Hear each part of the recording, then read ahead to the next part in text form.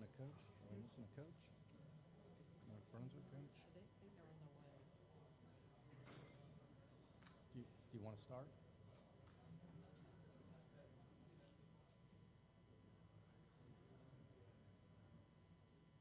Coach Fletcher, you ready? All right, ladies and gentlemen, we'd like to welcome you to the first inaugural Bassett Beach 2021 Football Jamboree Luncheon, sponsored by or catered by Stars Grill. Hopefully we can continue having this throughout the years, keep it going, make it a positive thing for the athletes, the student athletes, and our great football teams here in southeastern North Carolina. I'm Jimmy Caraway, and I'm just going to welcome you, and we're going to get this thing started. First, I'd like to welcome West Brunswick Athletic Director, Mr. Jimmy Fletcher.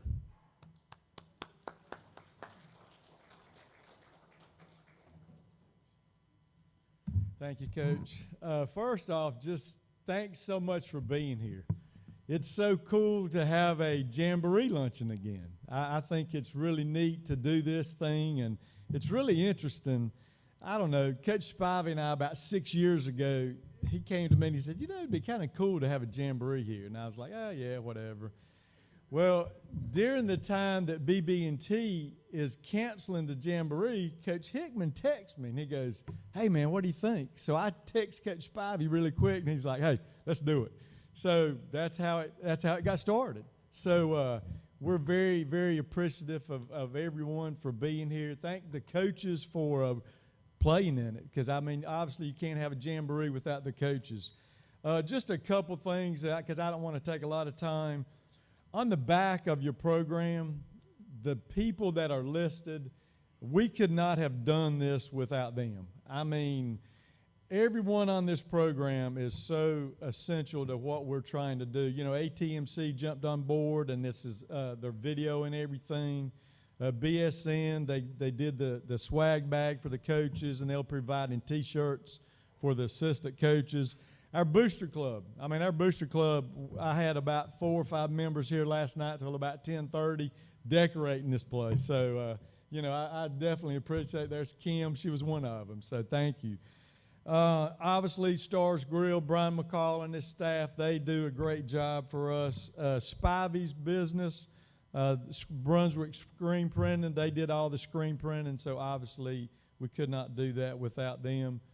I want to thank Kim Spencer. I don't know if she's where she is. Kim Spencer and Joe Stanley, they were in charge of the pictures. I just want to say thank you to those guys, because without them we would not have had a chance to do pictures. And obviously Coach Spivey, Coach Reeves, they kind of have helped me tremendously. I can't do it without them at all. They've done a tremendous job for helping me. Also, just it's really interesting when you put together something like this. Like, I know Coach Hickman and his football staff, I have worked them to death putting signs out. We're not finished putting signs out. I've cut lots of grass, sprayed lots of Roundup to try to keep the place nice for this thing. So we're just excited. I mean, we're excited about having football here and excited about the Jamboree. And just make sure your people, your fans, are getting the link to buy tickets, because, you know, one thing about this, I would love to have a huge turnout so we can give scholarships to our athletes. I mean, all of these coaches, they do this job because of kids. I mean, I don't think any of these guys are making $200,000 or $300,000. At least I haven't heard that yet. So, but it is about the kids. So we'd love to get a lot of turnout here, and hopefully that it works out very well. So thanks again for being here. Really looking forward to Friday night. All right, let's give it up for Coach Fletcher on that one. All right, next I'd like to introduce West Brunswick High School Principal, Mr. Jonathan Pascal.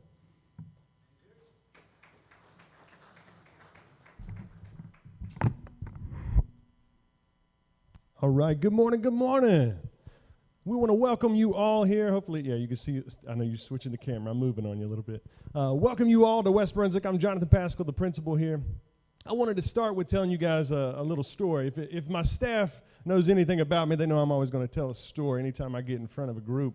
I want to tell you a story about a young man who had the opportunity to choose any sport he wanted to start out in. And I looked up at my dad and I said, I want to go out for football. I was 7 years old at the time, maybe 8 at that time. I said, I want to go out for football. I get out there, and I was a little shorter, stockier then, and my dad looked at me and said, yeah, you going straight to quarterback, all right? I got out there. I said, Coach, where am I going? He said, defensive line, go right there. I was like, okay, all right, here's your three-point stance. Get ready. First time I ever come out. Whack. Next thing I know, I'm seeing Tweety Bird, like back in Space Jam, just flying over my head trying to see what just happened. I ran over to my dad on the sideline and I said, Dad, I'm done.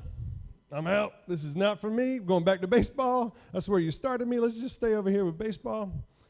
And he looked at me and he got down right here, got down on one knee and looked right up at me in the eyes. And he said, boy, and y'all know what he said, we don't quit. All right, fast forward. A few years later, I start my first job as a teacher. All of you can relate to this in the room that are coaches right now. You get in that room, and those students are doing exactly what I asked at every single moment. No, I'm just playing. They were not following anything I'd asked them to do. And then on top of that, I knew at the end of the day, I needed to go home and make sure that I was packed for a trip. I needed to make sure that I was ready for this field trip that we were going on as a group. And instantly, I realized I'm running out of time to plan for my lessons the next day. And I thought to myself, no way. I talked to my girlfriend at the time, my wife now, and I said, baby, I don't know if education's for me. And then instantly, I didn't say that out loud. I looked at her in the eyes and said, we don't quit.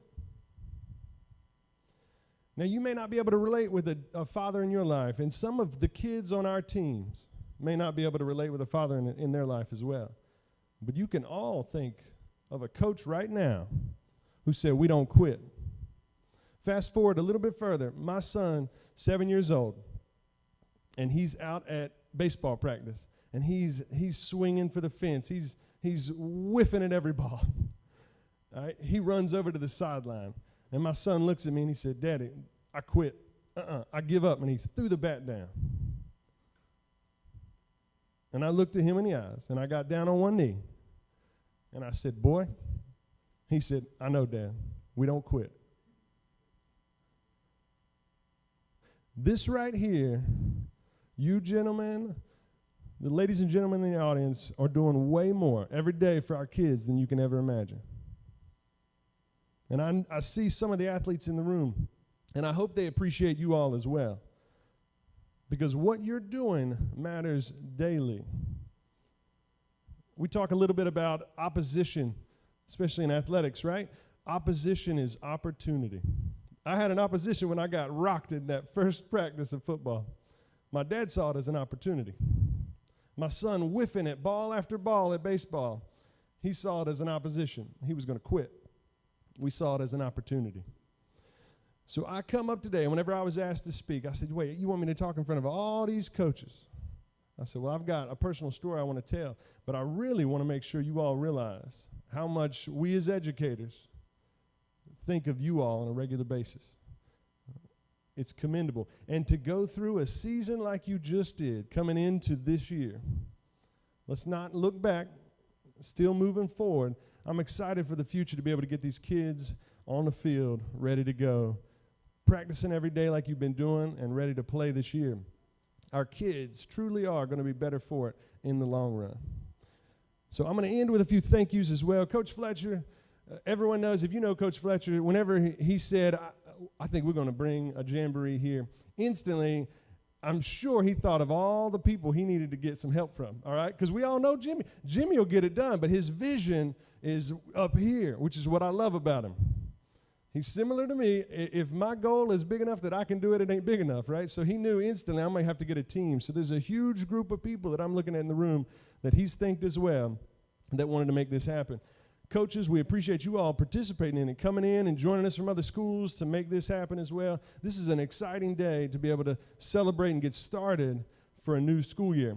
In terms of our community as well, we want to thank you all, those who have already donated or donating your time, if not your money. We appreciate you more than you know. All right, guys, I'm going to turn it back over. Thank y'all so much.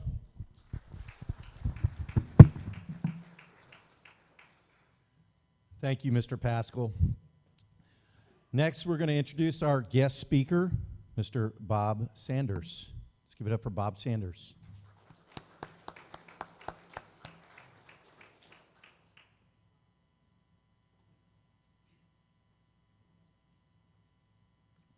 Thank you very much. It's an honor and a privilege to be here today. I'm an Eastern North Carolina guy myself. I grew up in Jacksonville, and I've had the opportunity at a number of my stops to have the opportunity to recruit in this area and have a lot of fond memories. And I'd also like to thank the people that everybody has already thanked, starting with the principal, but also the local community people for what you guys are doing for high school football. It means a lot. So I would just like to add on. I was kind of worried the last time I had the opportunity to do something even near this. I was listening. The microphone is really, really good. But the last time it wasn't that good, and it kept crackling and breaking up. And so finally I just stopped, and I said, can you guys hear me in the back? And about 3 guys stood up and said, no, we can't hear you. And about 5 guys in the front got up and went and sat with them in the back. So I'm just hoping that that doesn't happen today. It is a privilege and an honor to be here today. I've got some notes that I wanted to share. So if you'll just kind of bear with me around this, because it's an honor, and a special privilege for me to be around, the skilled athletes that are here, that are willing to play the game that not many today are willing to, to make the sacrifices to play. And then to be around administrators willing to stand in the gap and support a game that means so much, not only, to this school and, all the schools represented here, but to the communities also.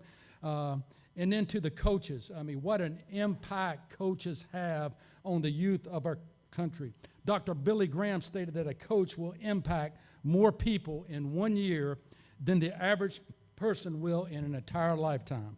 We are challenged today on many, many more fronts than ever, and we need quality leaders in our high schools and in our sports to stand in the gap, and the need has never been greater. The game of football teaches many valuable life lessons. I'm sure you players here can identify with this a little bit. Being a part of something bigger than oneself, getting up when you're knocked down, standing firm in good times and bad, recognizing that everybody's equal, and you get what you earn, are just a few of the lessons that football will teach. Respect for each other, along with a healthy respect for authority and the value of a good education, are also emphasized. Discipline, fair play, honesty, abiding by rules, and doing the right thing come to mind as well. Knowing the right thing to do is the easy part, but football teaches and encourages right choices to actually do the right thing. Football is a look at life encompassed in a game. What an exciting time of year as we start to come together as a team and anxiously await a new season. We all want to be winners, and I'm sure every player in here wants to be a game changer. We all want to be, to be able to say, that I'm a leader on my team. So I thought today maybe I could pause and take a look at some of the characteristics that big-time teams or quality teams have, and then the participants themselves. Just like most games we're involved in, there are times when things seem to go easy and are good. But then, in the blink of an eye, adversity hits. The same is true for football seasons. Why are some individuals and teams better able to respond and weather storms than others? I was reminded of an old saying that says success occurs when your dreams get bigger than your excuses. I'm not sure who said it, but from my experience, I know it to be true. Positive responses to tough times are manageable when I know why I play and why I coach. A focus on the why provides a motivation that can withstand the test of time. Baseball great Wade Boggs shares an interesting true philosophy of life. Quote, "Our lives are not determined by what happens to us, but how we react to what happens. Not by what life brings us, but the attitude that we bring to life." Knowing our why gives us a championship attitude and a commitment to excellence that others oftentimes cannot understand. Let's take a look for a moment at what a championship quality team looks like. I would challenge you to evaluate your team and maybe see how you stack up. The definition of a team is a group on one side of a competition that comes together to achieve a common goal. A team is bigger than any individual, and no one is bigger than the team.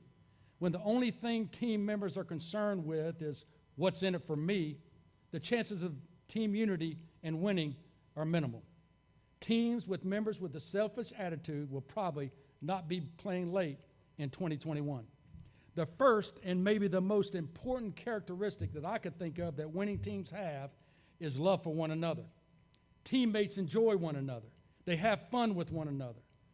They laugh with one another and cry with one another and develop a locker room secure and safe for one another.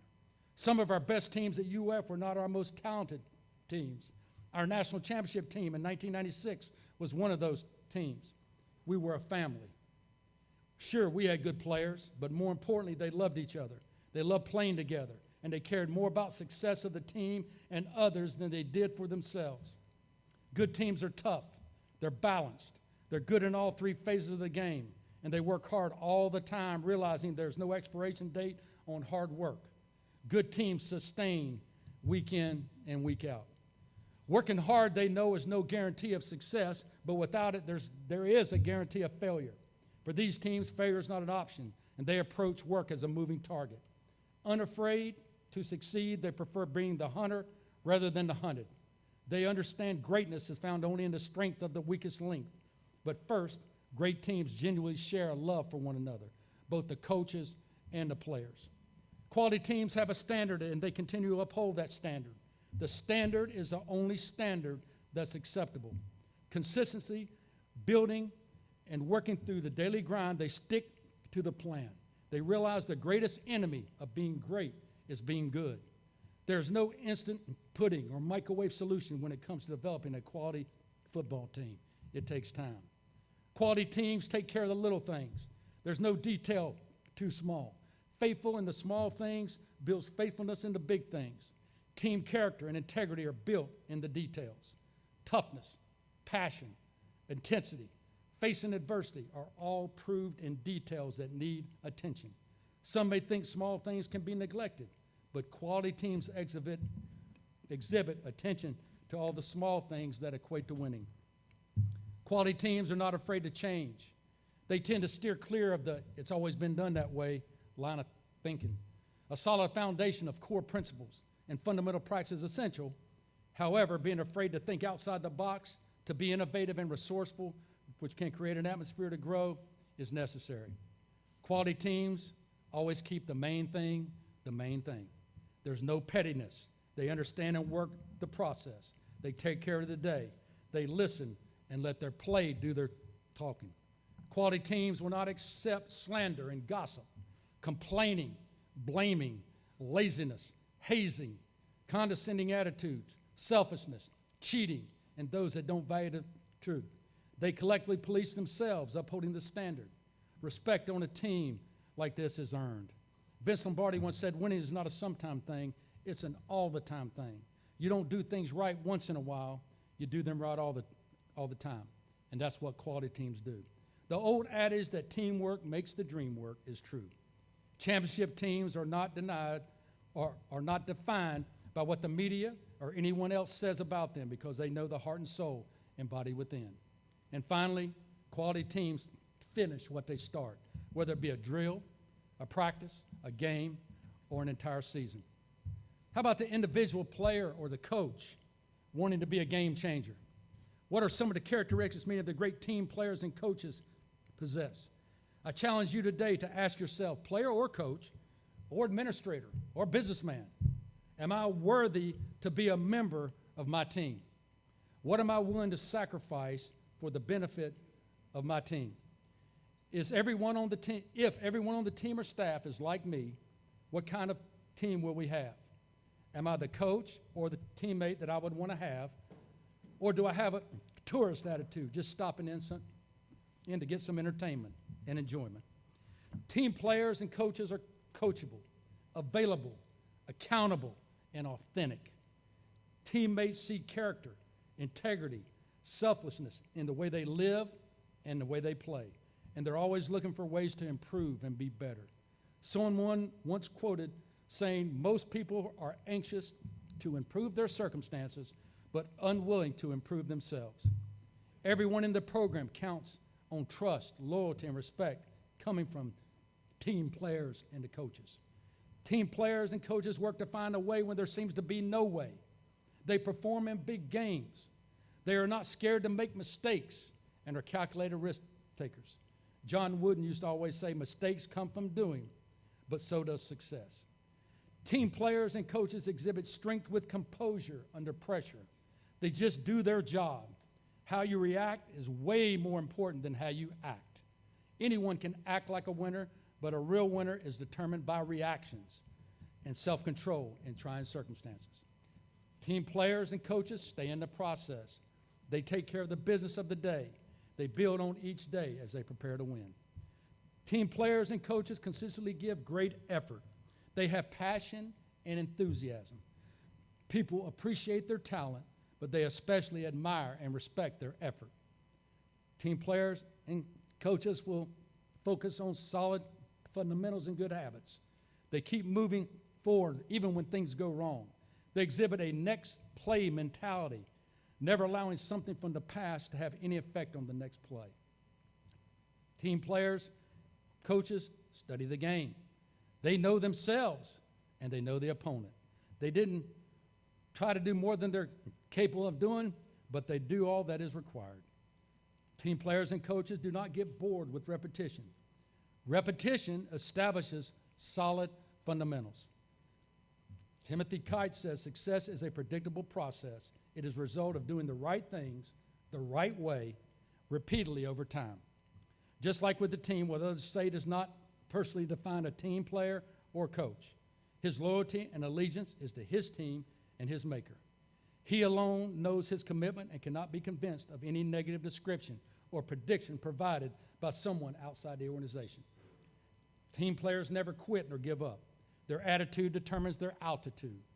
And then, so then I thought of, well, how can I get started if I want to be a guy like this?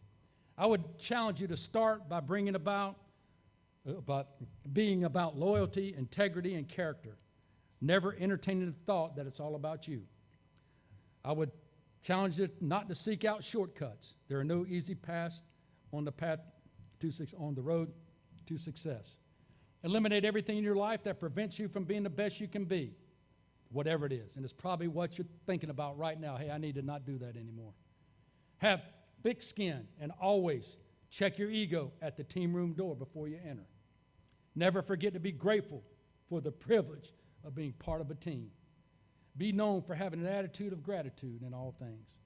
Never forget that love is an action word. I heard a little poem that said, a bell is not a bell until you ring it. A song is not a song until you sing it. Love in your heart's not put there to stay. Love's not love until you give it away. Always treat others the way you want to be treated. Maintain a healthy respect for authority and treat everyone equally. Never lose focus on your why. This motivates in good times and in bad. Make having a balance in your life a priority, and don't forget to take time to rest. To attain heights you dream about, never allow someone else to define who you are, and never make excuses or place blame when we should be accepting responsibility. Administrators, coaches, and players all share in keeping our game great. What a legacy that has gone on before us. And now our generation has been entrusted with keeping the game great. Many greats have tirelessly worked, and many have unselfishly sacrificed for each of us to be sitting here at this very moment. The responsibility to act responsibly in preserving the game we love is now left in our hands. The late, great Tennessee coach Pat Summitt once said, responsibility never ends. It's not a chapter. You don't finish it and move on. Responsibility is a constant state of being. In closing, I challenge every administrator, coach, and player here to make playing football fun.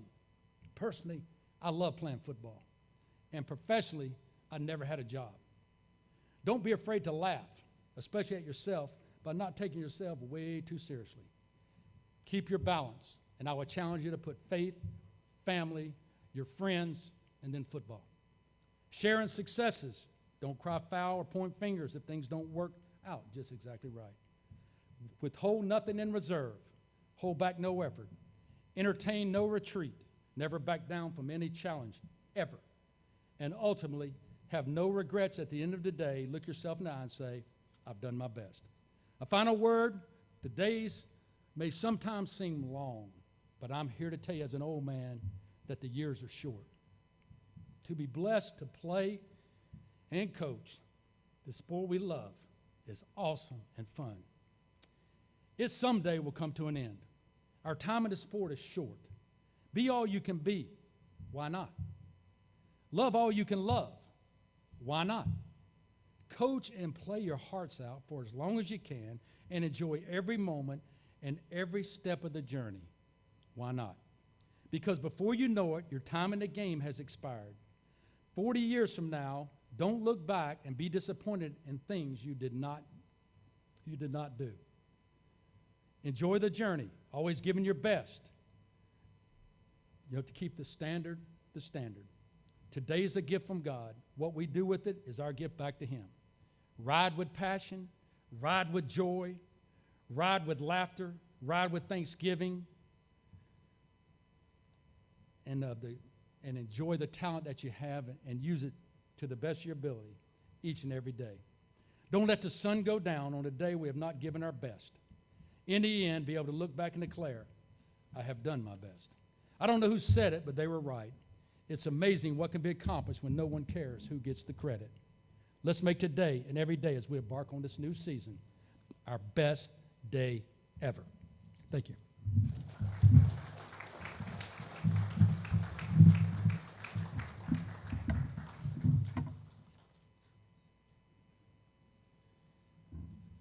All right.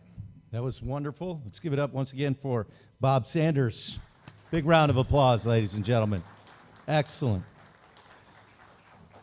Okay, now we're going to introduce the teams and the coaches with our special guest, Mr. Sam Hickman.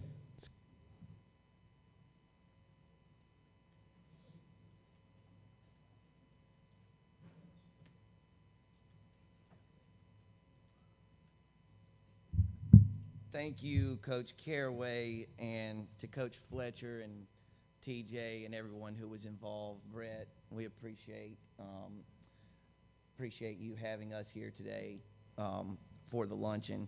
And as Coach Sanders was walking away from the podium, I noticed when I was watching people come in today, I noticed there's a handful of players here. And you know, I was just sitting there thinking, you know, at my 16 or 17-year-old self, Coach Sanders, I hope you don't mind me saying this man was a defensive coordinator in the NFL. He was a position coach.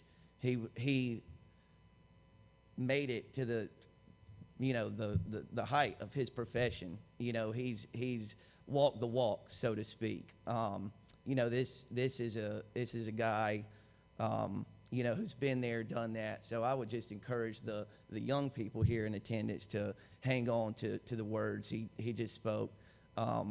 Take it to heart. The man knows what he's talking about, I assure you. So for those of you who don't know me, my name is Sam Hickman. I am a manufactured home salesman by day, but my favorite job, aside from being a dad, is I'm lucky enough to be the play-by-play commentator for ATMC TV. So my broadcast partner, Jay Combs, he's there in the back. Hey, Jay.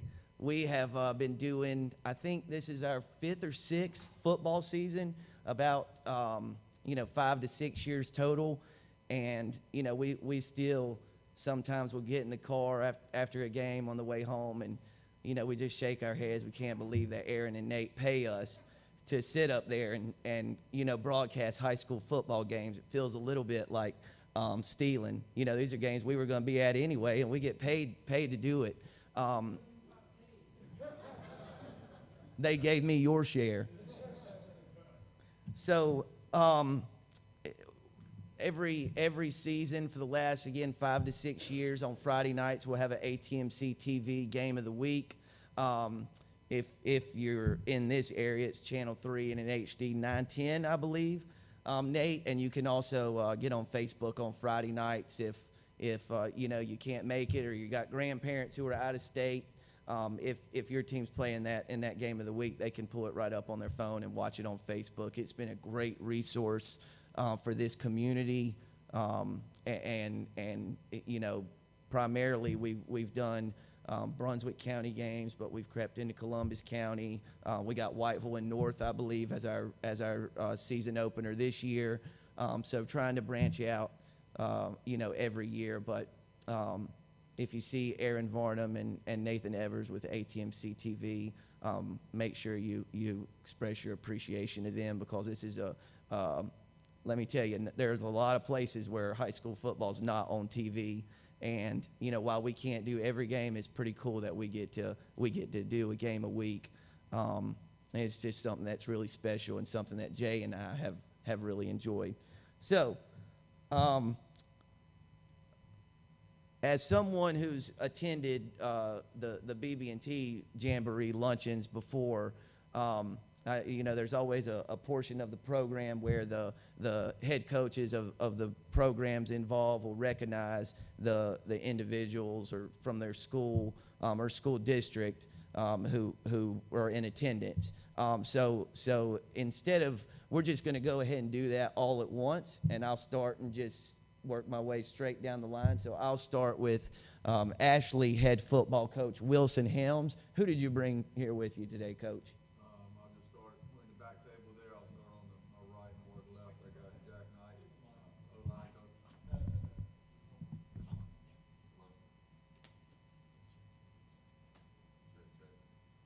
Hello. There it is. All right. So on my right there, I got Jack Knight, O-line, Brian Mann, linebackers, Shad Yeoman, defensive backs, O-line, Kip Gallion, and defensive line, Alex Scott, right there. And then I don't see, there's Hutchinson, right there, Will Hutchinson. He's also D-line. Sorry, Will. And next is North Brunswick head football coach Brian Davis. Yeah, at our table, from left to right, we got Ryan Huffman. He's our Booster Club president. He's been instrumental in really changing our culture and trying to help us a good bit. You might see the void up here. We needed a bunch of help. I don't have my helmet. I had one in my car. But we've had so many kids coming out for football that I took that doggone helmet out the other day and gave it to a kid and forgot to replace it. So he's been so instrumental in trying to help us get the equipment that we need. But changing the culture at our school from 1A to now 3A, boy, he's been super important. I'm going to leave the one in the middle to the end, but to the right there, the very far is our assistant coach, defensive coordinator, Shane Skeens, and he came to us last year. He's done so much behind the scenes for me. In the middle, though, I think we need to take note. That's a man who North Brunswick has always known as a part of who they are, and he's retiring from our school this year. But Randy Fennell has been a really valuable member to our football program, athletic department, and Randy's been a great personal friend. So thanks for everything that you've done, and I like those three guys more than I can say. Next is Laney head football coach Luke Little. My guys are right here in the middle. Start with the front table. We got Coach Leak, helps with our O-line. Coach Rusk, O-line. Coach Stowe is our H-backs. Coach Eanes is our head JV and receivers coach. And two players, Eli Rivera and Connor Poe, came today. I didn't know if that we were supposed to bring jerseys, or I would have got them for them, or I just didn't read it good enough, TJ. Coach Barcy in the back is our defense coordinator. Coach Poe is our D-line coach. Mr. Brad Herbs is head of our booster club. And Coach Lynch, I believe everybody around here knows Coach Lynch. I believe he's been doing this longer than anybody been alive, Coach Lynch. And Miss Thomason's our cheerleading coach. Is that everybody that's here? That's it. And I think your opponents have seen Eli and Connor in a jersey enough. They'll wait to the season to see them in a jersey again. Next is Whiteville head coach J.P. Price. Yeah, at our table, I have our athletic director, Todd Burney, who also does the offensive line. I've got two players that I brought, seniors, and Dejon Thompson that plays outside linebacker, and inside linebacker Brandon Tyson. And I got with me a dear friend of mine who, we can go in office and fuss and scream and fight and come out and pat each other on the back. A great principal and a sports-minded guy is Mr. Hobbs. Next is Wallace Rose Hill head football coach Kevin Motzinger. I can't see all my guys. Cameraman's daddy wasn't a glass maker. And then we got balloons everywhere. But you can't miss Coach Carr, baddest dog around. Coach Carr does defensive tackles. Coach Jeffers is, I think, somewhere over behind the balloons. I'm going to skip Mr. Brown, come back to him. Coach Sessom's here on the end of the table. We're glad to have him. We just got him from North Stokes. And he's going to be our head baseball coach, and he does DBs. Coach Johnson in the orange shirt behind him, he's our head JV coach, and he does linebackers. Coach Scrontz in the white pullover, he's our offensive coordinator. He's my lawyer. He's my brain trust. He keeps me straight, and I told him if y'all got talking about politics, he was supposed to tell me shut up. Coach Walker in the black shirt, he does it all. He does defensive line, does running backs, quarterbacks, been our head JV coach, does it all. Let's see here. Kistner's somewhere back there. There he is. Logan Kistner, just got him. He's a Bulldog, graduated from Wallace. He's going to be our head JV baseball coach. He's going to be working with our JV running backs and helps Coach Walker with the varsity running backs. Coach Bozer's somewhere back there. He's one with short hair and a beard and looks like he ain't slept in 2 weeks because he just got his first newborn child. Am I forgetting the coach? Y'all help me out, Carl. That's it. Then I've got assistant principal, Mr. Gary Brown. He was a dog, played at Wallace, and went on and played at Elizabeth City State. And he's assistant principal. And we got our commander-in-chief, Tim Jenkins, our principal. And I'll tell you about Wallace. Today's the first day for teachers back, and I got two of our administrators here with us. And that's what makes Wallace special. And I can't do it without these men. And finally, West Brunswick head football coach Brett Hickman. It's tough being the host team when you do this. I see our assistant superintendent Daryl Cheers is also our county athletic director, principal Jonathan Pascal. Y'all saw, I've seen Mr. Humphrey walking around here a little bit, our assistant principal who's over athletics. Leslie Reeves, who keeps us all straight, is out in the back. She's our assistant AD. Coach Jimmy Fletcher, who's put together a remarkable event along with the other people they've mentioned. I think I saw Megan Hardy around in guidance. Few of our booster club dignitaries, David Hewitt, did I see Mr. Hewitt? Mike Lewis, Kim Fluharty, I've seen them around. Cheerleading coaches Kim Spencer and Molly Pardue are here. Athletic trainer Susie Conway, if anybody's got one better than her, I want to see it because she's a rock star. Our assistant coaches, assistant head coach, defensive coordinator Caleb Pardue, offensive coordinator, offensive line Scott Loosemore, Mike Head, our linebackers coach, Aaron Powell, defensive backs, Woody Dunn, defensive line, Alan Bryant, wide receivers, John Sullivan, wide receivers, DR Peaks, running backs, tight ends, head JV coach, Coach Yogi Hickman. He won a few games here back in the day. He's the best clothes washer in America now.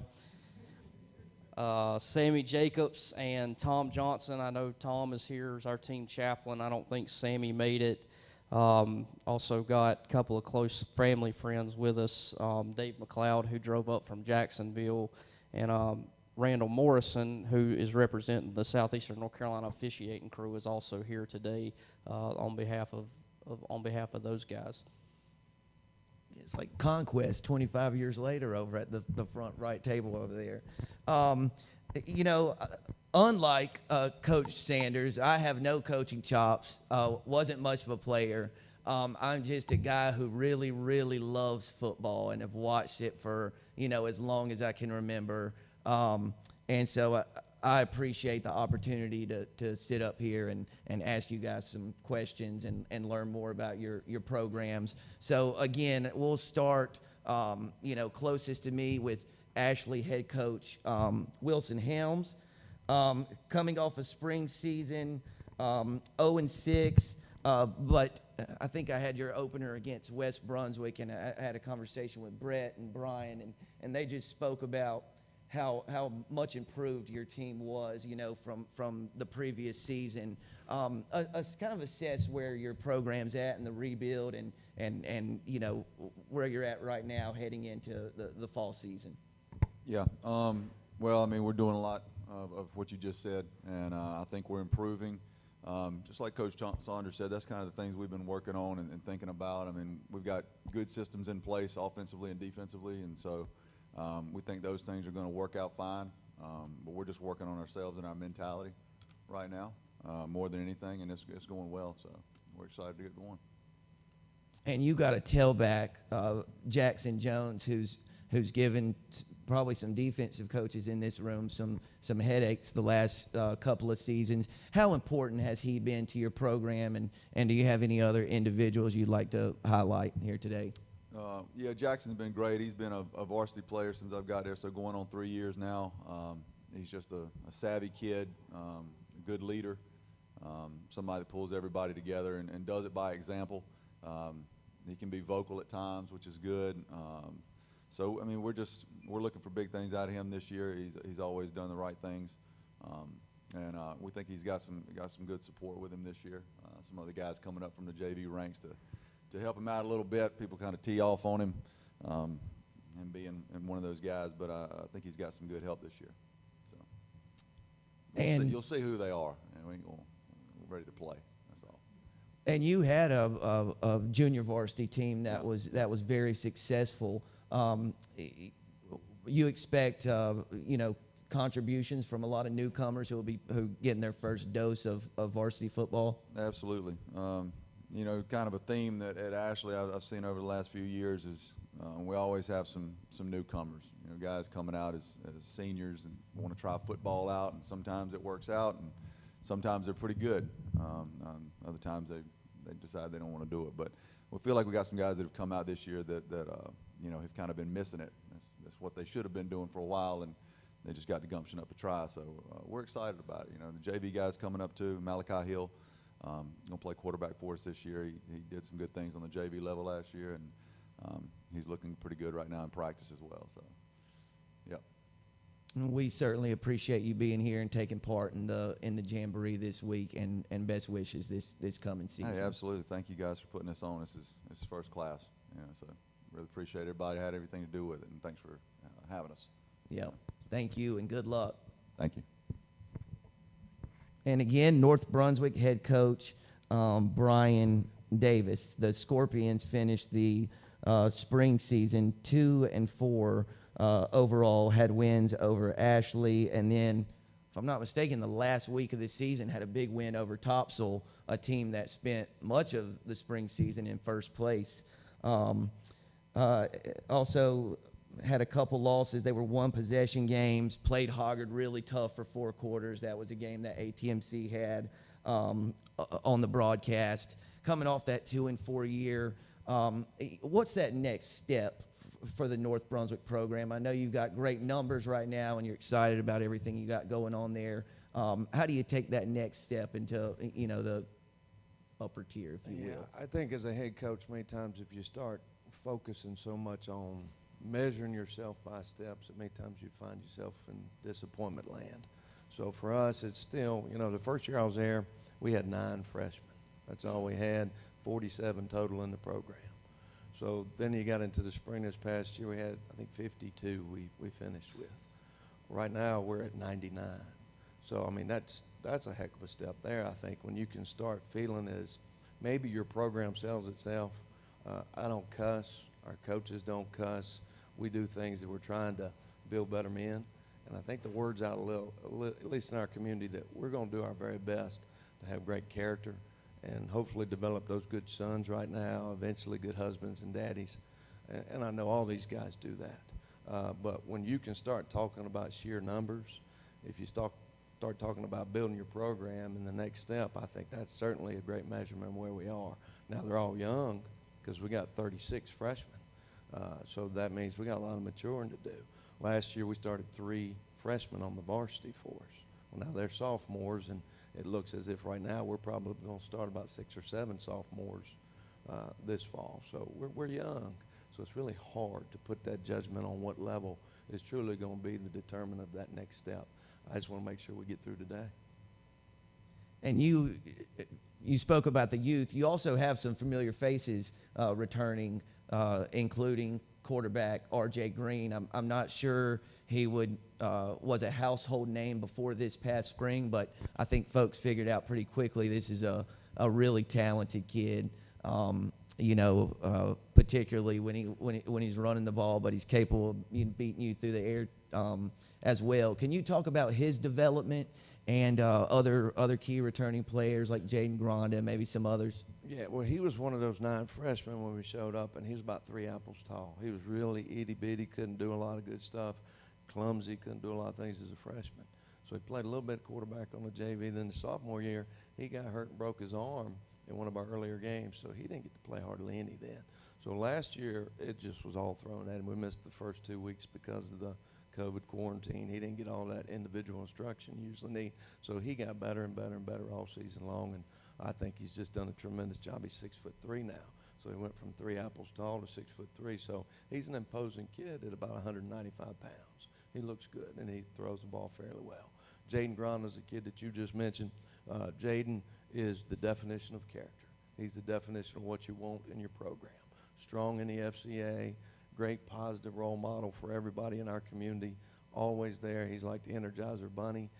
Many times you got to tell him to settle down because he wanted to run track. He wanted to do baseball. He wanted to do all that stuff in the spring on top of football, and he injured himself a good bit. So I don't think we really got to see the true Jaden in the spring. I'm hoping that'll come to be here.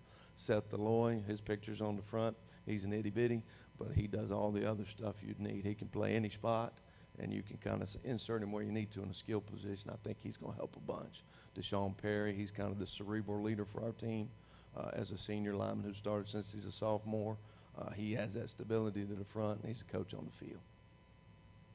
Yes, so you mentioned Seth Deloin. I know Jay and I have had this conversation. Seems like every team has 1 or 2 of those players. You look up at the end of an offensive play, and that kid was somewhere around the ball. Whether he made the tackle or was nearby or pounced on a fumble. So we've heard his name a lot the last couple of seasons. You kind of touched on this in the answer to your first question, but I'll piggyback on that. If you don't measure it step by step, what are your expectations for this fall and this more traditional fall campaign? Well, like you said, we were in a lot of games in the fourth quarter, and we had one play here or there, and a lot of them were turnovers on first or second down in the red zone. So that's been one thing that we've certainly had to emphasize a good bit here in the offseason. We didn't turn the ball over an exorbitant amount in the spring, and we certainly didn't throw interceptions. So we'd like to maintain that. Defensively, we're just going to be so young that we're going to have to get kids just to play hard and learn as we go through. But offensively, I feel like we kind of know what we're doing now. So I think we should be able to execute better and certainly put those points on the board that we weren't able to in the spring. And defensively, you expect more of the same. That was a unit that became, I thought, one of your strengths. Well, we graduated some kids. You always, like you're talking about names, you always heard. Marquise Peanut Willis was always on the field. Kenton Stafford was always on the field. Some of those kids aren't there anymore. So we're going to have to fill those voids by committee. And I hope some of these young kids will figure it out. And I can't say enough about my coaches so far. This is the most coaches I've ever had in the building. Having 6 coaches, I've never flirted with that, having them in the building. But they're all young, and they're tremendously motivated, and we're all getting better every single day. So I'm enthused that I finally get to be a head coach and relax a little bit more and pay attention to some details that maybe I didn't in the past. Well, we certainly appreciate you being here, and thank you for everything you do for Brunswick County kids and the Mid-Eastern Conference and beyond. Well, I'll make sure I bring a helmet next year, so hopefully those assistant coaches will help me. So with 99 kids, we get it. Well, I took it out because we didn't have any more larges, and that's what I took actually my son's helmet that he wore in that All-Star game, and then I took that, gave it to a kid, and I forgot to fill it. So I'm a dummy. So that's your fault, Skeens. Good job. Next is Laney head coach Luke Little. And guys, if I can backtrack a little bit, I probably did a bad job making this clear. So the first game or scrimmage of the night Friday will be Wilson and Ashley against Bryan and North Brunswick. So whoever set up the matchups clearly had some fun with the second one, as Luke and JP, the head coaches of Laney and Whiteville, are brother-in-laws. I was having a conversation with TJ Spivey about it yesterday. I was trying to think of something, funny that I could say, and he suggested maybe the loser of the game sits at the kids' table at Thanksgiving or something like that. But it's a scrimmage, so I'm sure y'all are looking forward to it, and it'll be fun. But we'll start with Luke, and kind of keeping with the same theme. It was your first season at Laney, Coach Little. You start the year 0-5, and then Jay and I actually had your game at North Brunswick the second to last week of the season, and we both felt watching it that it was kind of like the light bulb went off. Some things started clicking, and sure enough, you won your final 2 games of the season and really had a lot of positive momentum to carry into the off season and into this fall. How do you maintain that through the summer after closing the spring season in such strong fashion? Well, it's easy when you got everybody back. I mean, it makes it a lot simpler. I mean, we got 9 back on both sides of the ball, so that makes it a lot easier. But coming in as a new coach and COVID hitting a month after I got there, it was tough. I mean, we got over 100 kids out in the program, and you're trying to do them in pods of 10 and 12 and whatever they were making us do. We had them all over the campus, everywhere. There was kids. I mean, I probably didn't see the O-line until a week or 2 before the season even started. And that's how COVID, dealt with us, and we had to separate kids everywhere. And you got your group, and they got their group, and they go home, and another group comes in. So that was tough. But the good thing is we feel comfortable what we got coming back. Basically the same team back. So this summer's been a lot easier. And part of that returning group is second-year starting quarterback. I think he'll be a junior. That is Coach Little's son, Ty, and I think anybody who watched him play last year saw his potential. Really good player. And you get to spend a lot of time with your starting quarterback, so that's always got to be an advantage. What's it been like for you, I guess as a dad and the head football coach, watching his maturation process, his growth, his development, and what do you expect from your offensive unit this coming fall? And you have 2 other key returners who are here with you, and Eli and Connor, both coming off big seasons. It seems like you'd like what you got coming back on that side of the ball. Yeah, we've talked before that I think the biggest jump kids makes their second year of varsity, no matter if their second year as a junior, their second year as a senior, and we got a field full of second year varsity kids. Ty, he was a sophomore last year, first varsity experience. He played varsity as a freshman, but he was back up and played in kind of, mop-up duty. But it's different. It's different. And, you go out there and line up against, the first 4 games was at Topsail, West Brunswick, Hoggard, New Hanover, and you throwing a bunch of sophomores out there with no preseason, no non-conference, anything. They got hit in the mouth pretty quick, and before they could even get a chance to take a breath. So, another year of experience. I think it was Eli and one other guy on offense last year. We were like halfway through the year, and it was like, guys, we only got 4 kids that's ever played a varsity snap before. And Eli was one of those. Connor had played varsity before, but you got hurt your sophomore year, didn't play but 3 or 4 games. So it's just, getting those kids' feet wet. We took some lumps to get them wet, but we're hoping it'll pay off.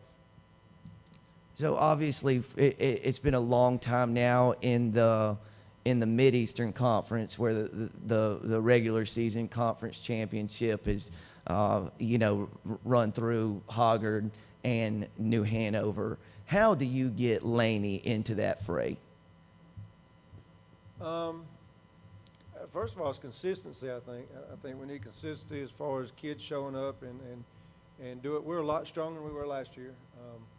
Just coming to the weight room every day, being there, not having excuses. A lot of times you run in some places that have some excuses. Keeping our kids in the program once they come, and build the coaching staff up. Coaching staff, we're solid. We're 10, 12 coaches. But it's not just Hoggard. This league's got good coaches. They do. You got to be prepared every Friday night, and what you go into with, and you think you're prepared, you better be ready to make adjustments, because it's a good league as far as you better know what you're doing. Thank you, Coach. I don't think I'm alone in this. I think when news broke that Laney hired Coach Little as the head coach, a lot of us figured it's a matter of time before Laney's really, really competitive again. Coach Little's had a fantastic career and won everywhere he's been. So it'll be exciting to watch the Buccaneers progress in year 2. But thank you for taking part today and this week, and we appreciate you. Thanks, Sam. Next is Whiteville head coach J.P. Price, who I know at least had one difficult day this summer. He had to watch me play golf for 18 holes. That couldn't have been too pleasant. Of course, I hope it's been a little more positive from the football side. And thank you for being here, JP. We understand you have several key returning players and some kids who were on a pretty darn good JV team. Just overall expectations and outlook for this fall season. Our expectations are always the same. It's always going to be a county championship within our county, a conference championship, and a state championship. And those are the 3 goals that my father had in place. A longtime football coach in North Carolina, now retired in South Carolina. We have a good nucleus of returning kids. We have 18 seniors. This is my first group. This is my 4th year there, so this is my first group with them coming in as freshmen. Proud of the success they've had on the field, but more so a lot of the success they've had off the field, being involved in fellowship of Christian athletes and working a job, and being committed when COVID was going on to have players lead team workouts. Sometimes when coaches couldn't be there, but I expect a lot out of our kids. We've had good practices so far. We have a bunch of returning starters from last year's group. We only graduated 5 seniors, and we have a good nucleus on our JV group right now. So pretty pleased with the work they put in and the direction that we keep trending to. And I know this is everyone's favorite topic, and you mentioned it briefly. There's no other way to say it. I know it's been incredibly challenging for all of you up here on this stage, and all teachers and coaches who have worked through the COVID time. JP, from your chair, how has COVID and the virtual learning and so on and so forth, how has that impacted student athletes? It's awful. I'm going to be honest. Our kids have been put on the back burner during this whole thing. As far as the virtual learning, we've seen the struggles that they've had, and it bothers me. We send thousands of kids home with nothing at all. Just healthy kids, just send them home without actually looking at data that's affecting them. We had a kid last year, and I know that this had something to do with it. When you send him home with nothing to do, and he commits suicide with nothing to do. But it's heavy on my heart because I understand COVID's going on, and we're all passionate about all those things, but our kids have been put on the back burner. When it's send them home to do virtual work, nothing's wrong with them. We change things, periodically about what's going on with them. If we don't put our kids at the top of our priority list, because they're going to become the leaders of this country, and about what it is to sacrifice and to love one another and hard work and taking care of one another, then we've failed, and we failed tremendously. But it's really bothered me to see sports being taken away from them and school being taken away from them and cafeteria time they spend with their friends. Everything's been taken away from them. And then we wonder why thefts are up, robberies are up, murders are up, kids dropping out of school. And so, you know, I know I'm loud and intense, but if we don't put our kids first and quit with some of the nonsense, I just don't see no light in the tunnel. Well, we appreciate you know, being vocal about it. And that's why my wife puts me at the kids' table all the time. Oh. Then it's settled. JP's at the kids' table at Thanksgiving. So you're one of the coaches up here on the stage whose schedule is going to look a little different. Can you just briefly go into your new conference and kind of your take on the new alignment? Yeah, we have a tough non-conference schedule, opening up with North Brunswick and West Brunswick, who are always, you know, very well coached. And then we have East Bladen, who's an old conference member, and then we picked up Rosewood and Goldsboro. And so now our conference consists of us and South Columbus, East Columbus, West Columbus, Pender, and Trask. And so we tried to schedule some tough non-conference games and some tough scrimmages. I'm not going to get into too much on the high school league. They got enough on their hands right now dealing with legislature. But as far as the realignment and stuff, you know, I do wish we did realign every 2 years instead of every 4 with the 8. And if somebody can explain to me the AD formula the ADM formula that we're using to realign, you know, I'd appreciate that too. But for me, every 2 years instead of every 4 years, like South Carolina does, it kind of equals out how many kids you have at your school, dealing with travel. You may have to travel a little bit, but at least you're playing teams that are level competition, and you're not in split leagues. It cut out a lot of split leagues.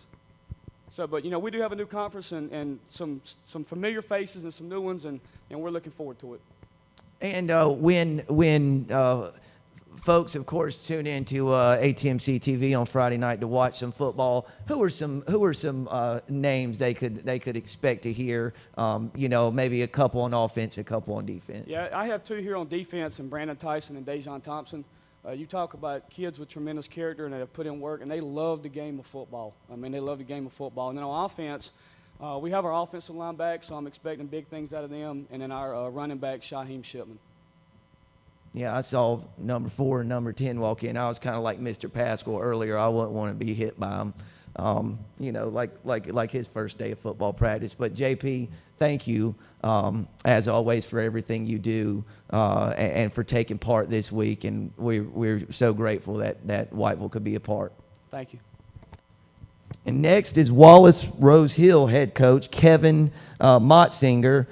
Surprise, surprise, this past season, Wallace Rose Hill was good again, finished the season with a winning record, advanced to the second round of the state playoffs.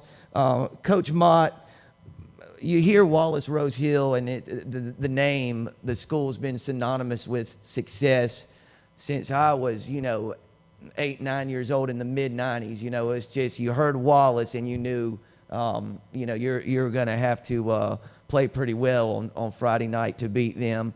What are the you know, are there challenges to being at a place that's so rich in tradition with, you know, umpteen state championships and all these accomplishments? What's it like? What's the experience been like for you coaching at a place like that? Well, I'll start off by saying before you were even created, long before you was pooping yellow, that was Coach Holly. When Coach Holly came in 1982, and Coach Jeffers was back there, and he was part of that class, and Coach Carr, you know, we got a lot of guys that were part of that. We do a thing, and on our weight room, Coach Holly's weight room, we got the Holly tree. And that was when I got the job, I told those guys, you know, they're pedigree dogs. And a lot of them don't know what that means, but, you know, they all came off of the Holly tree. You know, and Coach Holly, what he built there, what he created. And then, you know, you look what Coach Ennis did, you look like what Coach Price did, and so it's just continued. To answer your question, I mean, it's difficult. Everywhere I've been, I've always gone in and they were terrible, and, you know, and Coach Saban says all the time, you know, it's easier to get to the top than stay on the top. I think a lot of our mentality in our community, you know, they expect that we're just going to win every game, and it doesn't work like that. And, you know, now we're 2A. Nobody will play us, and so you're playing these 3A and 4A teams, and that's what's kind of hurt us a lot is now all of a sudden you get guys beat up and banged up. For me personally, you know, I'm just honored to be at the school. When me and my wife told me we were moving back to North Carolina, and I tried to get a job at Wallace, and Mr. Guthrie, the principal at the time, tried to hire me but didn't have a spot because I wanted to learn from Coach Holly. You know, that's a special place. And so it's just, you know, for me, I'm trying to honor Coach Ollie. I'm trying to honor what Wallace football is about. This is my last rodeo, my last hoorah, and I just want to do it the right way. I say this all the time, and I mean this. I don't look at myself as the head football coach at Wallace Rose Hill. I look at myself as the gatekeeper, and the coaches will tell you that when I came in, and we talk about it all the time. You know, I don't want this ship to sink on my watch, and a lot of times that's a lonely place to be in at that captain spot and that kind of stuff, but that comes with the chair. Yeah, it's certainly a great responsibility. As I was kind of just briefly glancing at schedules of the teams who were participating in this jamboree, yours jumped out at me. And Did it please, bite you? Yeah. Please correct me, but I saw Southwest Onslow, Kinston, East Duplin, James Keenan, Clinton, Rosewood, East Bladen, and I'm leaving off a couple. I don't think that was all 10 or 11, but boy, you got to be ready every week, huh? That's, you know, we've played Wake Forest. They'd won 3 4AA state championships road. We played Wake Forest, Havelock, those teams. We had Little Washington, and they dropped us, and we're in public, so I won't speak my mind on that. And my children will probably watch this when they're at me, Mom, and Papa's house there on Culpeper Street. But now we picked up Rosewood. We're very thankful. Union folded their varsity, and so Rosewood was looking a game. But you look at our conference, and you look at the Duplin County schools, James Keenan, East Duplin, then you've got Southwest Onslow, Kinston. You know, other than this past year in the state drawing that line and doing what they did and putting Reedsville in the East, there's a team in our conference that's represented the East in the Eastern Championship since, I think, '93. I think that's right. I don't teach math. Mr. Jenkins don't ask me to teach math. I do good to get to 4, but you know, there's some very good football programs that's going to be every single week. But for us, you know, long before I ever became a Bulldog, that's the way it is. Nobody will play you. You know, the Wilmington schools, you know, that for them, they look at it as it's a lose-lose, and I get it. But, you know, if we're 1A school playing 2A, whatever we are, and they feel like, you know, if they go and it's a close game, then that's a loss. If you lose, that's really a loss. And that's kind of that mentality. And then you got the 2A schools around. They won't play you. A lot of people, reputation, you know, there's been too many people that's coming to the pound and got beat down. And so a lot of folks just won't play because of the past and the history. And so we play whoever, we'll play wherever, we'll get in the parking lot. The dogs will get on the chicken bus and we'll go ride and we'll go play. And if you beat us, but you're going to know you're going to get bit and you're going to have scars. There you have it. Obviously you're coming off another successful year where a lot of opponents got bit and had scars. What are your expectations for this fall's group? What do you have back, you know, offensively, defensively? You know, handicap it for us. What will the 2021 fall Wallace Rose Hill Bulldogs look like? I'm the right guy to handicap something. I blew myself up. But it's really weird looking at this team in this season because, you know, Coach Little's talking about building a program. Coach Price is talking about, you know, his senior class. This is his first real senior class that's been with him for 4 years. COVID really set us back. And so our seniors really aren't seniors. And our juniors really aren't juniors. The best way to explain that is our sophomore class right now, they're really freshmen. They didn't get to go through the weight room all summer long and buy a ticket. They got a free pass. If they came out there, they got to come out there and they got to be part of it. They didn't go through all of that training and all the stuff that you had to decide whether you wanted to be a dog or not. And so they didn't get the fundamentals. They didn't get a lot of the off-season stuff and the teaching. You look at our quarterback, you know, Xavier Pearsall, he's a junior, started all last year as a sophomore. Well, his first year ever playing football was as a quarterback was as a freshman. You know, because we got a middle school that splits with James Keenan, so half of them go there. And, you know, the coach that's up there decided to play his son that was 4'2" instead of Xavier. And so Xavier's first year as a quarterback was as a freshman on JV. So then last year, you know, he missed all that time in the summer, all those reps. He missed all that stuff getting ready for the season, and so that stunted his growth. And so for right now, for me looking at the depth chart and we're talking in meetings, there's a lot of unknowns that are not normal just because we've missed out on that time. From our team from last year, you know, I couldn't be more proud of a football team. You know, we lost 3 starting offensive linemen. We didn't have a running back that had 1 foot. Coach Scrontz went to about 7 different stores looking for cleats. Bozer was, well, this is before the baby. He ain't doing that now, but before the baby, I mean, he's going to every place in Wilmington looking for cleats. We were trying to get cleats that would fit. You know, Amazon's too busy sending people to the moon to daggum send cleats. And what's the truth? Look. But we couldn't find cleats to fit them. We didn't have enough tape. You know, China's rebelling against everything, so they won't even send you tape. We were trying to piece together a running back to put out there. And that's the thing that's amazing is that group of young men last year, that how when, you know, we all say it as coaches, but coaches say a lot of things.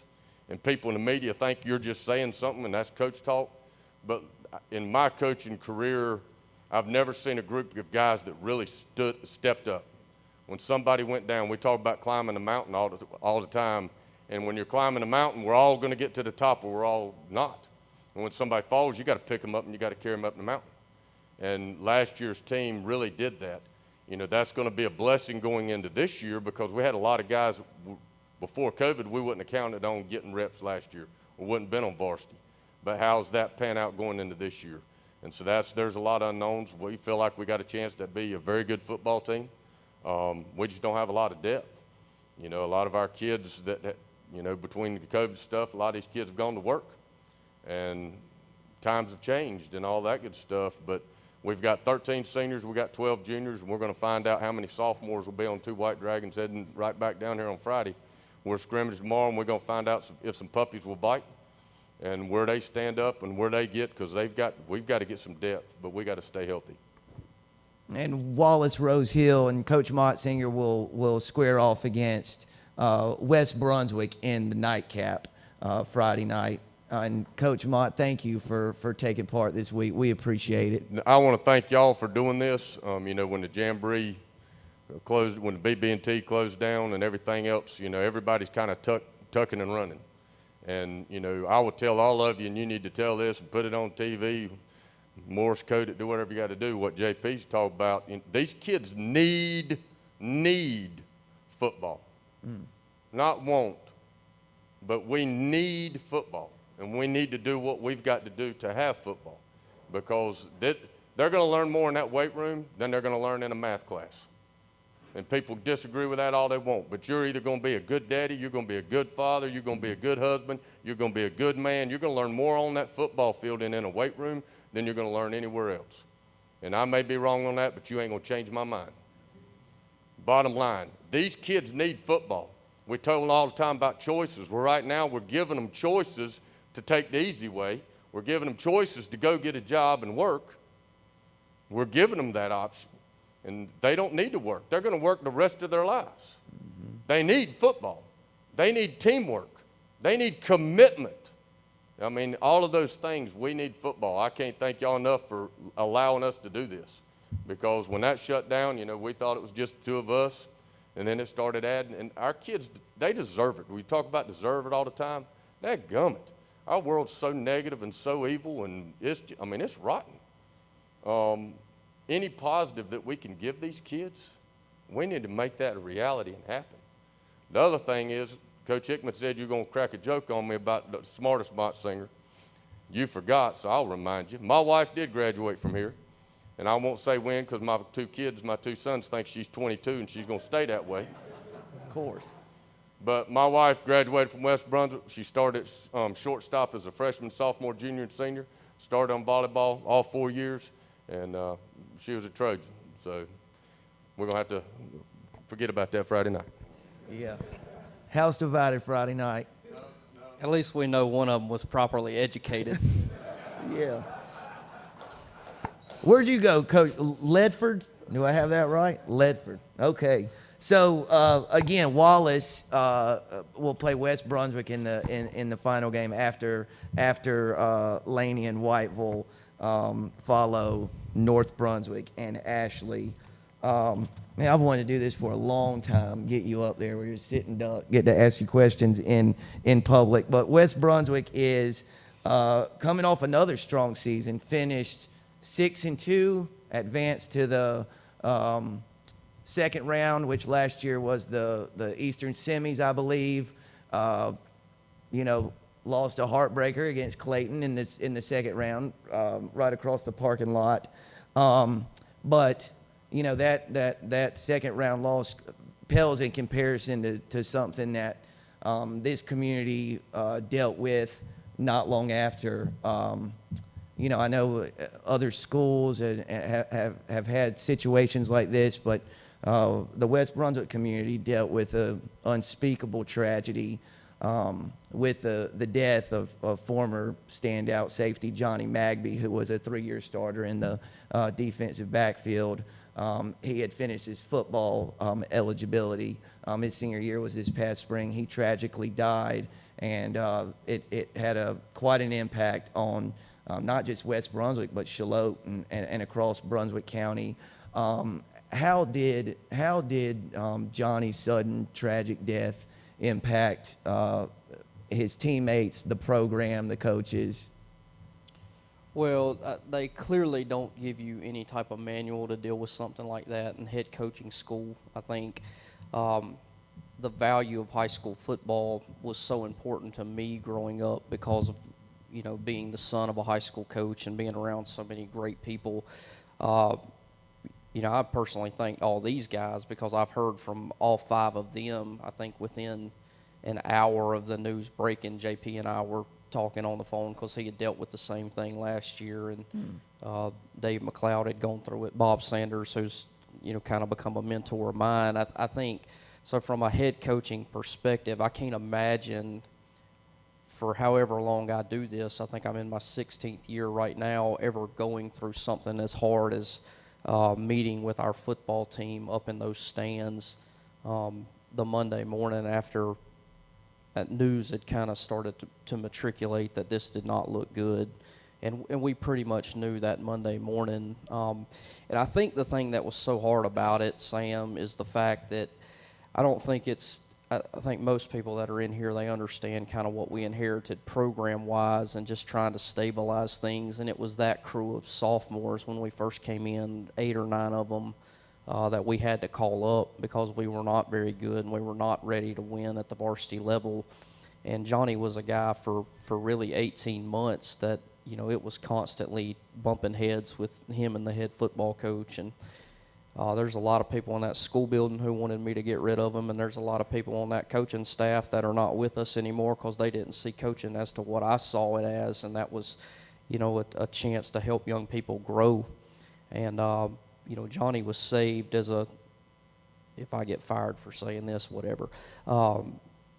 Johnny became a believer in Jesus Christ as a part of what we do in our program, and over the course of his junior and senior year, he became the guy who really was the poster child for what we want from a cultural standpoint in terms of loving your teammates and in terms of being excited about other people's successes. So when you lose the most popular kid in your locker room, boy, it was tough. And, we're still going through it right now. We're moving in the process of moving across the field to our new field house, and we had not got the game kit out since the Clayton game, and everyone that knew Johnny knew he wore either Kelly green gloves or he wore pink gloves, and I guess he had thrown his was last week. I guess he had thrown his pink gloves in the game kit, and they're in my desk right now. So but that guy Johnny died in the thing we talk about everything every day in terms of being a football player, and that's laying it on the line for your teammates. And in the verse in John, greater love has no man than a man who's willing to lay his life down for his friend or his brother, or however it translates, and that's how he died. And I like to think, Bob talked today about football being a metaphor for life. There's a guy who laid it on the line. With that, we'll segue into more football-centric conversation. Prior to you taking over at West, I think it was March of 2018, the Trojans hadn't had a whole lot of success in recent memory. Finished your first year 5-6, and then kind of took off. I think since that initial season, West has won 16 of its last 20, 2 trips to the state playoffs, and this past spring a berth in the Eastern semifinals. What's the difficulty? How challenging is it going from year one you get here and you're just another game on a team schedule, whereas now they see West Brunswick on the schedule, and that's a team that won 10 games 2 years ago and was near the top of the conference last year. How's the challenge going from, I guess, being the underdog to having a bit of a target on your back? Sam, I don't really think we think about it, to be honest. I think you just go to work and you try and get better every day with the individual group that you have each year. High school football is so different than the 10 years I spent in the college game, because it's not like we can go out and recycle and replenish our roster every year. So, I had the old speech that everyone up here has had, that we're going to coach who we got, and we're going to coach the dog out of them. And our current football team is pretty long on the want to, but pretty short on the know-how right now. So, we're going to rip off the rearview mirror as good as the last 2 years have been. That's not going to help us beat JP in week 2, or it's not going to help us beat Luke or Wilson or Brian or any of these other guys that we're playing in the regular season. I mean, they don't care. I don't care. I mean, each team and each week is a new season, and you just try and get you're spending more time. I think the thing I enjoy most about coaching football is football practice, games, whatever, game planning, whatever, but the opportunity to collectively get a football team and an individual better day after day. And, if we do the things that we do in the process of how we follow things, and this team, we've got to practice a little bit different than we've practiced in the past. We have to be more physical at practice. I find myself probably being more intense than I've ever been with the football team right now, because this team needs it, and each individual team is different. But by October, we'll put a football team on the field that can play with anybody again. I really believe that. We've got some things that we haven't had for the better, but we've also got some things that, we've got a lot more holes to fill going into a year than we've had the last 2 years as well. And you you've lost the production of the Mid-Eastern Conference Player of the Year, Monzel Campbell, who, ran for a gazillion yards and a million touchdowns, and just had a sensational senior season, his lone season at West Brunswick. I know everybody wants to talk about the quarterback position, and I'm no different. So who can we expect taking snaps for West Brunswick, and how do you even start to go about replacing, the offensive production that Monzel helped produce? Well, Joe Stanley, you've been around here your whole life. Usually in Shallotte, we can usually tell how pretty good we're going to be by how many Stanleys and Hills and Johnsons and McCrays we have, right? So there's another McCray coming. His name is Javen Peanut McCray. He'll start for us starting this week. Peanut's a guy who led us to a conference championship as a 9th grader on the JV team, and he's doing a nice job for us. And then we've got a sophomore who we're pretty high on in Aiden Brown, who's a bigger kid, more of a pocket guy who will balance right now between the varsity and the JV kid, or JV team right now. So we feel a little bit better on the interior than I think people would think on the exterior about the quarterback position. So I kind of right now I've got to tell Coach Loosemore to hand it off a little bit more in practice, because he's having a little bit of fun throwing it around with Peanut and some of those weapons we've got out wide. And who are some of those guys that might be on the receiving end of those passes? So J.J. Cobb really emerged last year, caught 38 balls for over 600 yards. He's a little jitterbug that can really, really run.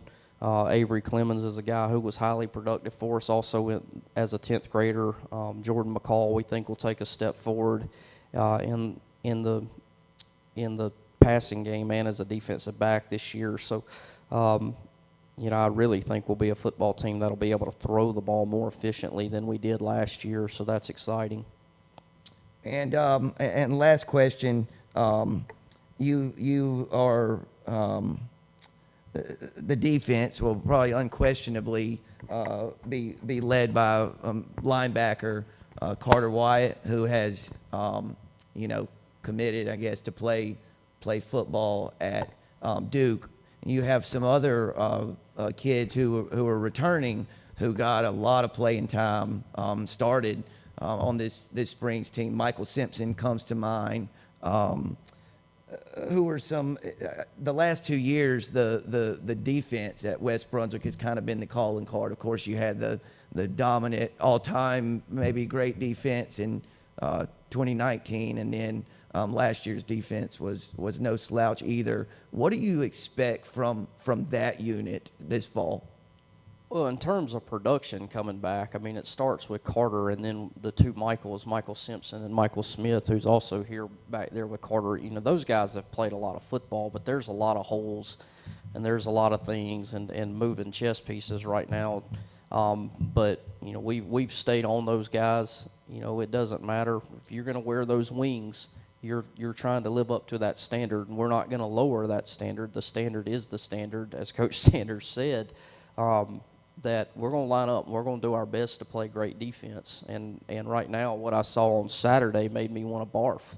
I'm not going to lie. I mean, I've never been sicker watching practice film than I am, because just the way it looked, just the effort to the football. I didn't know whether or not I should have a whistle around my neck or I should wear pajamas, because it was a freaking pillow fight out there.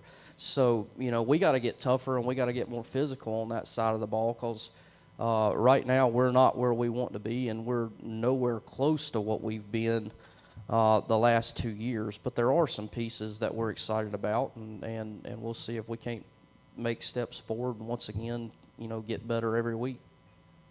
And we appreciate your role in helping orchestrate all this. Of course, everyone at West Brunswick, and Coach Reeves and Coach Fletcher, thank you all so much. Mr. Cheers, always nice to see you. Guys, I would finish by saying, our dad, the real Coach Hickman, as I call him, he was a longtime high school football coach. Brett is a high school football coach.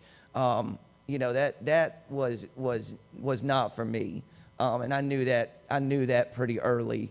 But I just want to say, and this is to all your assistants on your staff as well, you'd be hard pressed to find someone who admires and respects what you do day in and day out, more than Jay and I do. We just appreciate all of you. All of you have been, just always such a pleasure to work with, and it's been fun getting to know all of y'all and learning more about your teams today. So thank you for having us. We'll see you Friday night, and for JP and Brian, we'll see you week 1, I believe, for the season opener. So anybody out there watching, you see a teacher or a coach out in the grocery store, say thank you. What they do for these young people. There was a theme in all 6 of these head coaches with their answers. They're all in the they're all about kids and doing the best for the student athletes in their football programs. And for a lot of these children, it might be the best, most important guidance they ever received. So it's just invaluable what you guys do, and we appreciate it. And I will hand it off back to you. All right. Thank you all.